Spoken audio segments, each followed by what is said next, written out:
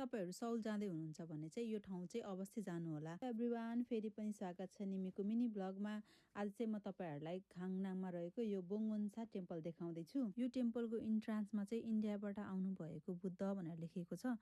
यो देखेर चाहिँ मलाई नरमाइलो लाग्यो। कोरियनहरुलाई थाहै छैन के बुद्धको जन्म कहाँ भएको थियो भनेर।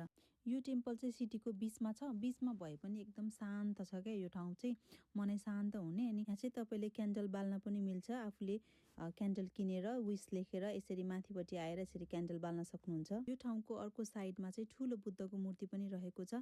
त्यहाँ गएर चाहिँ तपाईहरुले प्रार्थना पनि गर्न सक्नुहुन्छ। यहाँ चाहिँ अझै रेनोभेटको कामहरु पनि भइरहेको छ। यदि तपाईहरु खाङनाम आउँदै हुनुहुन्छ भने चाहिँ यो ठाउँ चाहिँ पक्कै जानु होला। एकदमै सुन्दर, एकदमै राम्रो छ यो ठाउँ चाहिँ। गुम्बाहरु जान मन पराउने मान्छेहरु चाहिँ यो ठाउँ नि एकपटक अवश्य आउनु होला। आजको लागि यति नै। Thank you for watching. Okay, bye bye guys.